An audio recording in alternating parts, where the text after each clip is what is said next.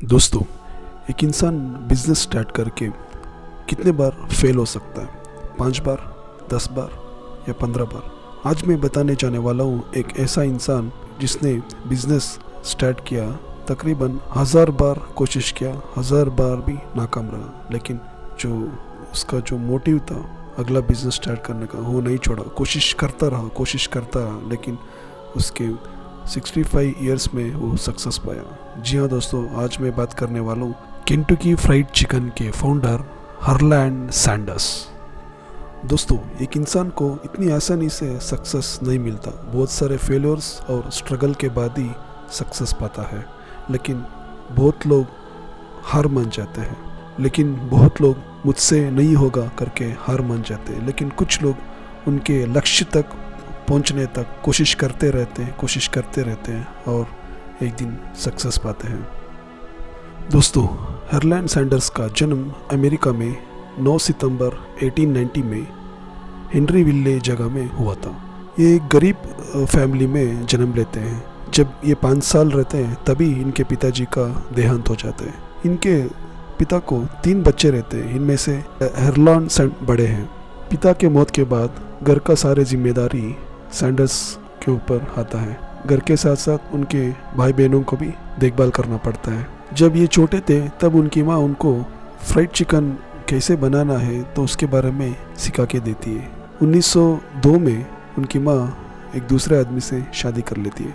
Sanders के और उसके दूसरे पिता के साथ उनके रिश्ता इतना अच्छा नहीं रहता, इसलिए 1902 में वहाँ से घर छोड़ के निकल जाता है।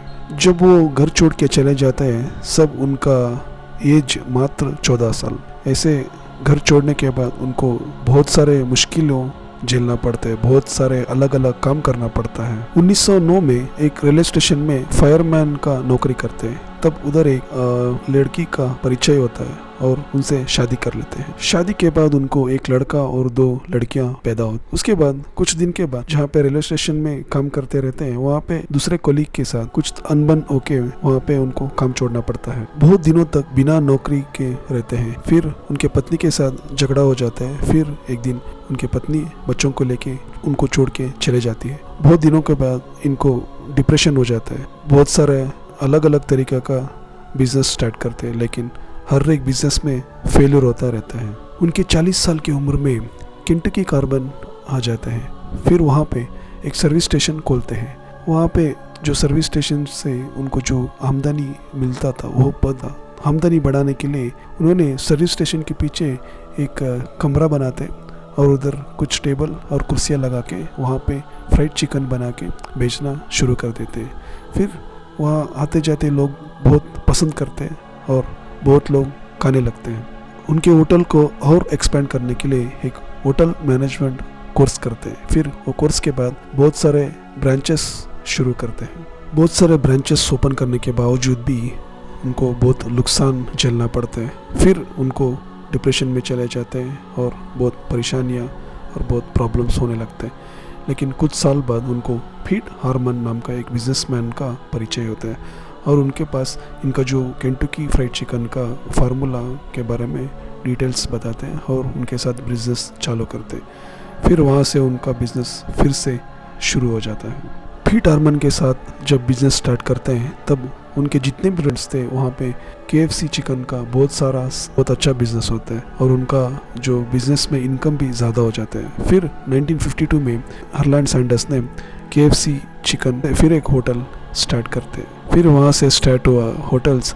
अब तक 125 देशों में इनका अलग अलग शॉप्स है। आज 125 देशों में 18,000 से ज़्यादा शॉप्स है, तो इसके पीछे हरलैंड सैंडर्स का मेहनत ही है।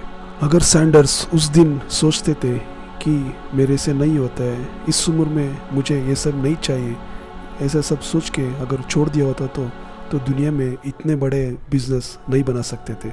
हरलैंड सैंडर्स 16 दिसंबर 1980 में मौत हो गया था।